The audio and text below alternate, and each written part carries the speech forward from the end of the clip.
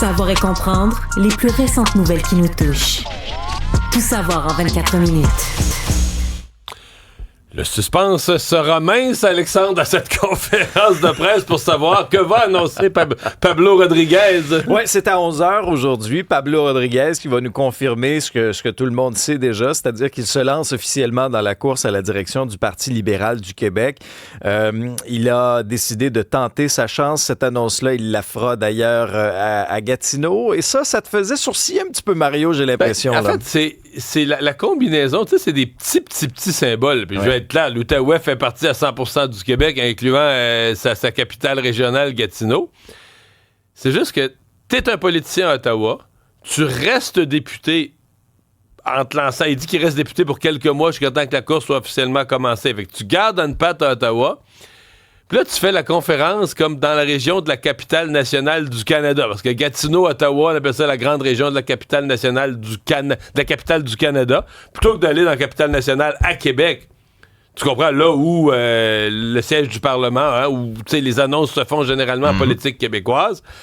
Puis je me disais, est-ce qu'il se met pas en danger d'une série de petits symboles, mais petits gros symboles, mais qui pourraient faire dire à ses adversaires, ben lui, là, il y a une patte qui reste à Ottawa, puis une patte qui s'en vient à Québec, puis il est écartelé entre les deux, mais alors que, à mon avis, quand tu fais un saut, qui est quand même un saut difficile, un saut périlleux, tu devrais être sans ambiguïté. Là. J'arrive à Québec, j'ai plus d'attache à Ottawa.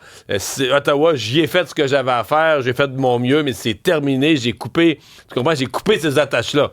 Puis tu sais, la politique, je dis symbole dans mon propos, mais la politique est énormément affaire de symboles et d'images. Là. Ben, ça, c'est clair. Donc, 5 candidats maintenant dans cette course. Charles Milliard, Frédéric Beauchemin, Marc Bélanger et Denis Coderre. Denis Coderre qui a réagi d'ailleurs en disant, pourquoi Pablo Rodriguez démissionne pas tout de suite de son poste de député? Et ça a rebondi aussi à l'Assemblée nationale hier. Il est attendu par une brique et un fanal, entre autres par Simon Jolin Barrette, Benoît Charette également, et même à l'intérieur du parti. Si certains ont salué notamment chez les libéraux, son arrivée, Frédéric Beauchemin a remis en doute notamment ses idées et son bilan financier au fédéral. Et encore une fois, on voit que le Parti libéral du Québec, il est infiltré par le Parti libéral du Canada notamment. Il va faire comprendre que le décret fédéral sur le caribou ne fait aucun sens. Ce sera un bel apport. Je suis pas en accord avec sa feuille de route au niveau de la gestion des finances publiques, au niveau de l'invasion des champs de compétences du Québec, puis la vision économique de ce gouvernement-là. Ouais, Frédéric Beauchemin qui en a profité pour se camper, que lui il va être le candidat économique, saine gestion des finances publiques. C'est sûr que quand tu pars comme Pablo Rodriguez, quand tu quittes l'équipe Justin Trudeau, tu as fait les 9 dernières années dans l'équipe Justin Trudeau, tu peux difficilement dire je serai le candidat des finances publiques. Ça te donne pas une belle carte de visite pour être le champion des finances publiques. Ceci dit, l'atmosphère générale dans le caucus du Parti libéral du Québec est à la fête, là, dans le sens que on a tellement eu peur d'une course. Souviens-toi, quand Denis Coderre a annoncé sa candidature, c'était comme le seul, puis là, t'entendais les criquettes là, en fond de scène, et là, t'as quand même une course sincèrement enlevante avec plusieurs candidats. Et Pablo Rodriguez, c'est quand même une candidature de prestige, là, quelqu'un qui a une forte expérience politique et qui, il vient d'Ottawa, on va lui reprocher, mais qui a quand même une forte expérience politique et qui a des contacts là, dans toutes les régions du Québec par les fonctions qu'il a occupées comme lieutenant du Québec, qui a des contacts. Ouais. Parlant de ce qui se passe à Ottawa, Mario, on n'aura pas eu à retenir notre souffle trop longtemps et il n'y aura pas de déclenchement d'élection au cours de la semaine prochaine, malgré la motion qui sera déposée par les conservateurs. Une motion qu'on peut lire comme suit, là, la Chambre n'a pas confiance dans le premier ministre et le gouvernement. Alors là, on avait hâte de voir ce que le NPD et ce que le Bloc québécois allait faire. Rappelons que les conservateurs ont besoin des 2 appuis pour renverser éventuellement le gouvernement de M. Trudeau. Et le chef du Bloc québécois, Yves-François Blanchet, lui, a donné sa réponse. Il n'aura pas d'élection, ne va pas appuyer cette motion-là. Et lui, ce qu'il souhaite faire, c'est des gains ultimement pour le Québec, Mario, notamment... Mais là, je ne l'ai pas compris hier. Ah oui? C'est-à-dire que ce que tu viens de dire, il dit souhaite faire des gains pour le Québec. Mais non, si tu souhaites faire des gains pour le Québec, il faut que tu aies négocié avant. Tu donnes ton épée à Justin Trudeau après, non? Je sais pas. Dans l'ordre des choses. À moins que tu aies déjà des garanties, là.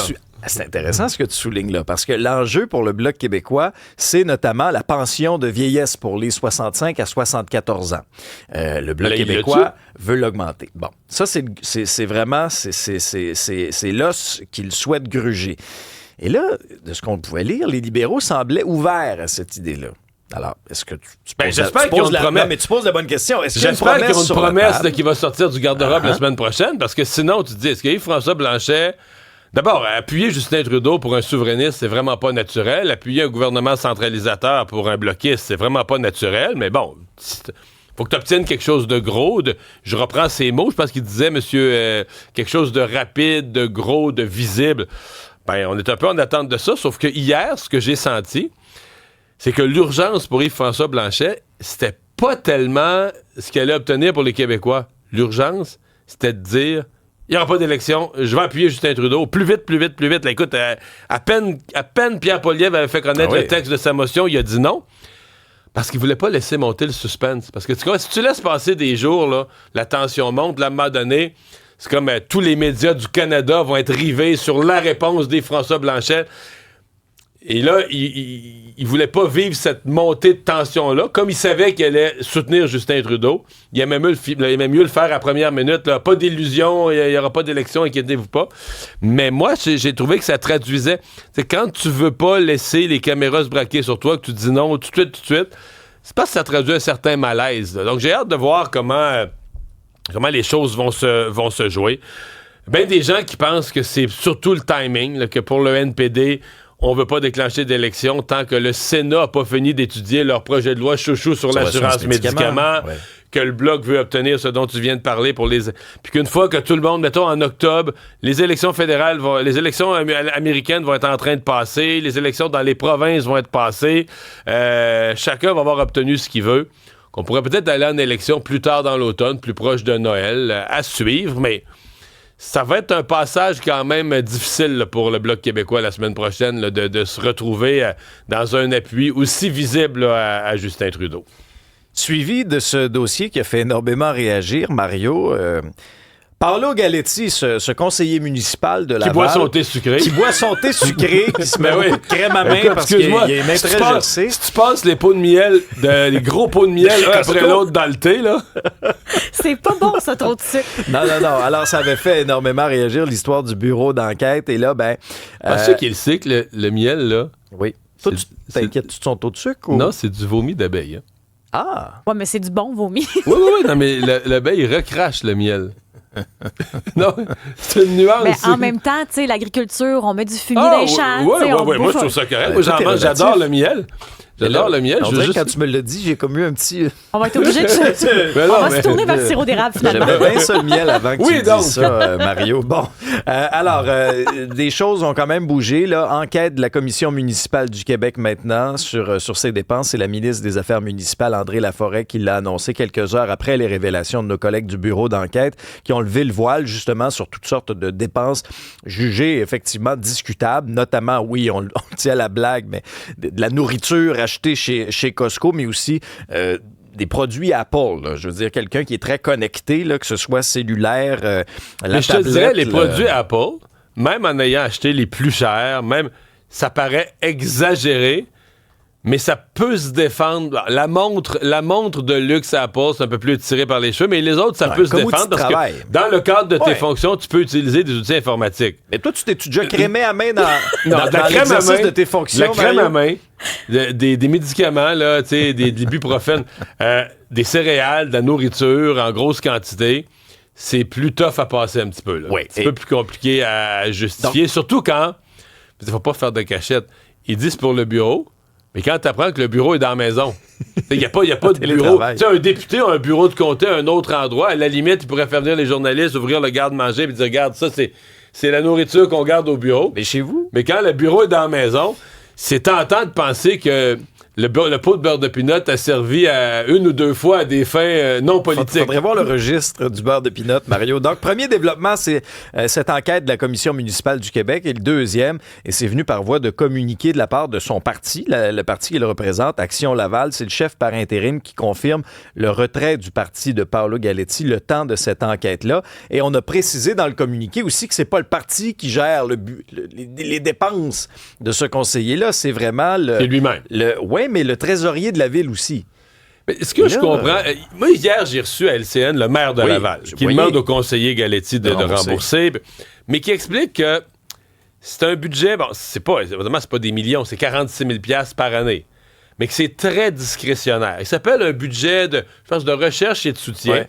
Notre collègue Annabelle Blais, poursuivant la même enquête, nous expliquait que pour de la recherche, là, c'est des peanuts là, sur des centaines de... Quand tu additionnes les 46 000 pour tous les conseillers et pour toutes les années, je pense qu'il y a 1 000 qu'elle a trouvé qui était vraiment une étude, là, une recherche.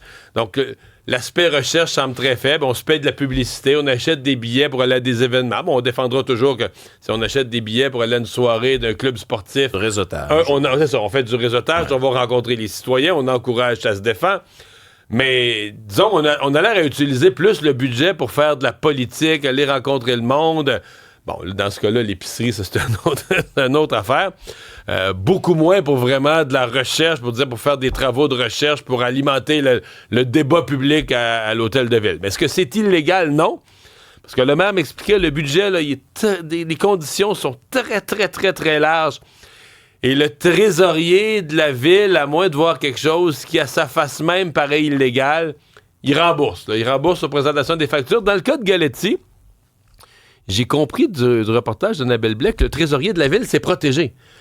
Le trésorier de la ville, une fois, il a demandé, êtes-vous bien certain que cette épicerie-là, ces affaires-là, c'est vraiment dans le cadre de vos fonctions? Puis le conseiller a répondu oui. Donc, il a comme certifié sur son honneur que... Je sais pas si c'était les céréales, les graines de chia ou le beurre de pinot, mais il a certifié, oui, c'est vraiment pour ça. Donc, le trésorier de la ville a accordé le remboursement. C'est le Nutella qui passe pas, je pense. C'est le Nutella qui passe pas. Nutella, tu accroches l'huile de palme, le Nutella, un bug. Là, il y a quelque chose avec ça. Là. Encore ce matin, Mario Isabelle, c'est encore la consternation à Coteau-du-Lac, là, en Montérégie, à la suite du meurtre de cet enfant de 5 ans.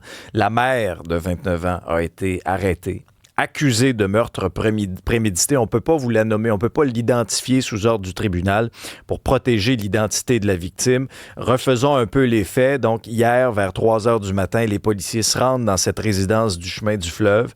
Et là, sur place, découvrent le corps du petit garçon de 5 ans avec, selon les informations de nos collègues du journal, des marques évidentes de violence. Et c'est la mère qui a contacté les autorités, le 911. On en sait plus aussi sur cette femme-là. Nos collègues ont appris, entre autres, que c'est une dame qui était connue des milieux policiers, qui avait des graves problèmes de santé mentale et que les autorités seraient intervenues à sa résidence pas plus tard que la semaine dernière pour s'enquérir de son état de santé, pour vérifier comment elle allait. Toujours selon les infos de nos collègues du journal, elle aurait tenté de se suicider après le meurtre de son enfant. Alors, si elle est reconnue coupable, elle risque la prison à vie, mais c'est un drame sans nom là, qui a vraiment choqué un quartier. Elle est accusée de meurtre premier degré, le meurtre prémédité. Oui, exactement, Mario. Donc, le crime le plus grave du Code criminel canadien.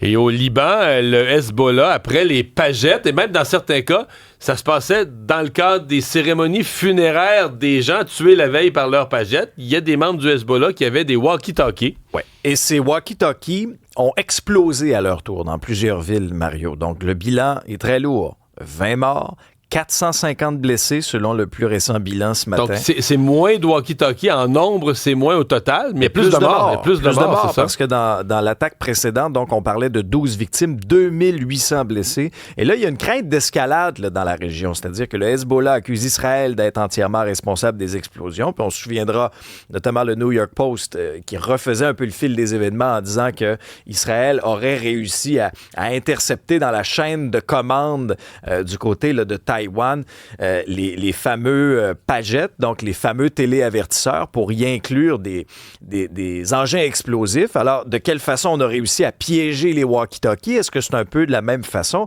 Et là, ce qu'on craint aujourd'hui, puis on se sera surveillé, le chef de l'organisation pro-iranienne va prendre la parole aujourd'hui. Est-ce qu'on en saura plus là-dessus? Est-ce qu'il y aura encore une fois une escalade de violence dans un secteur qui est déjà...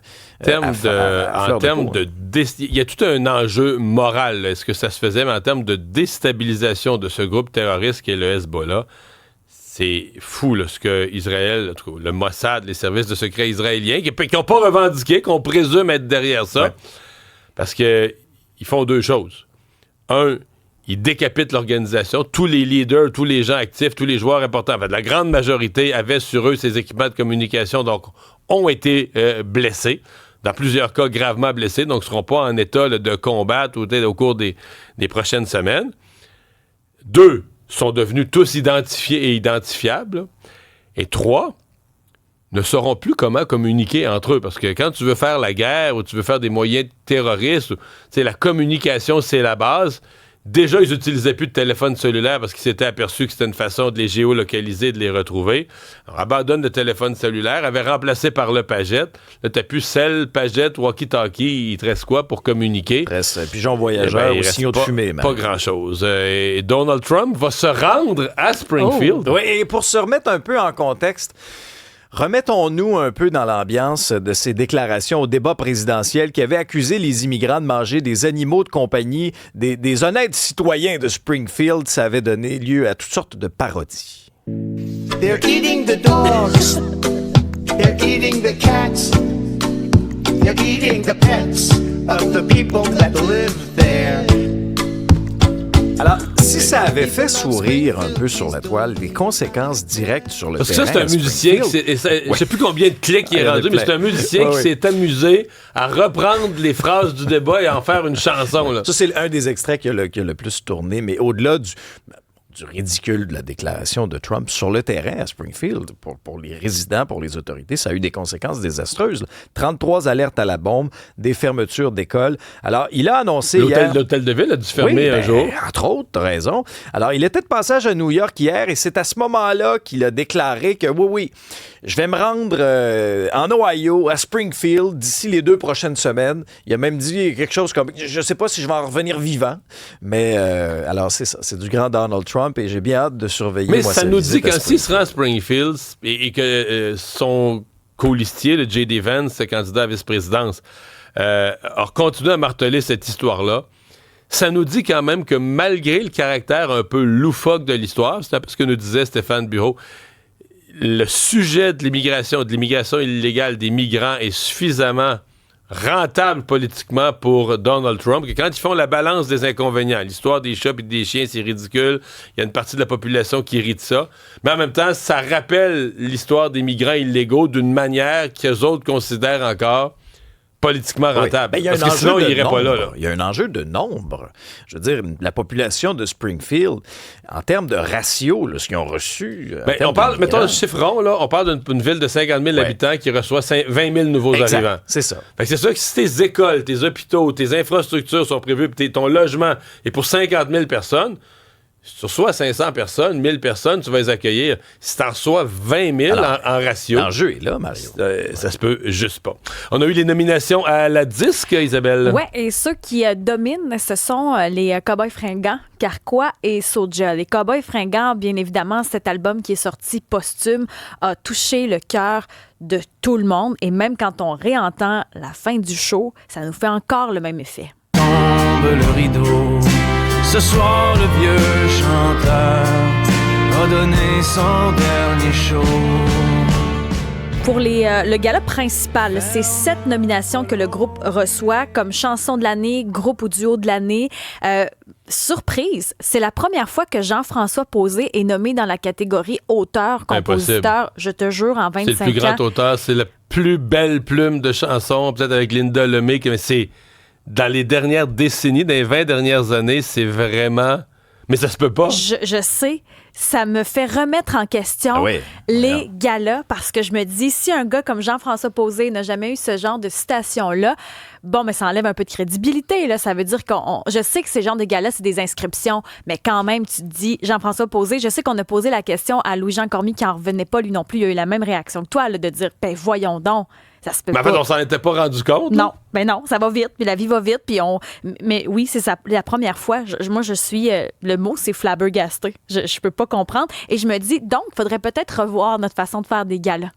Parce que, tu sais, on remet souvent en question avec les codes d'écoute et tout, mais je pense qu'il y aurait comme un brainstorm à faire collectif pour voir la pertinence, parce que je me dis, si un gars comme lui a jamais été nommé, bon, que vaut ce genre de citation?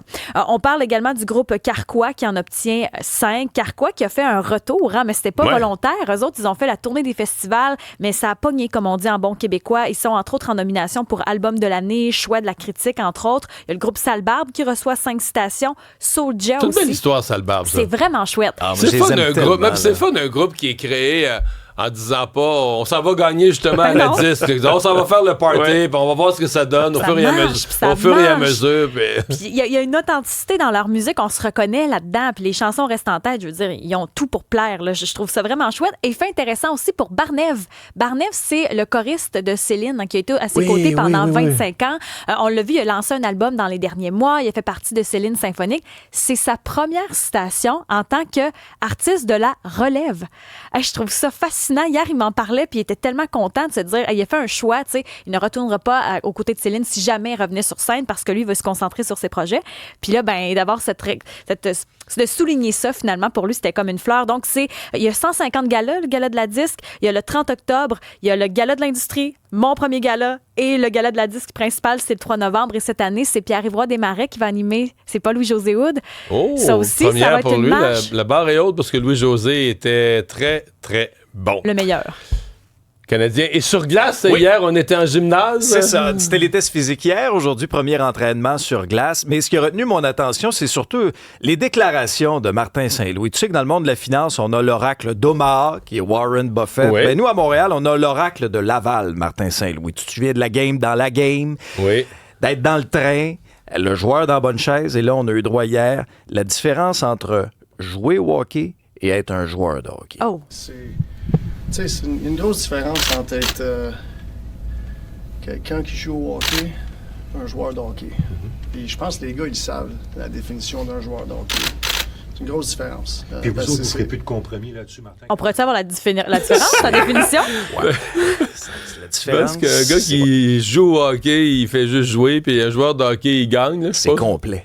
C'est que la game est revenue. C'est que tu t'amènes ta game dans la game. T'es un joueur complet. Mais globalement, il y a moins d'invités au camp d'entraînement. Là, on a mis ça comme un critère pour dire là, on est à l'étape de performer. Il y en a moins qui jouent au hockey. Là. Bon, on retient ça. Résumer l'actualité en moins de 24 minutes, c'est mission accomplie.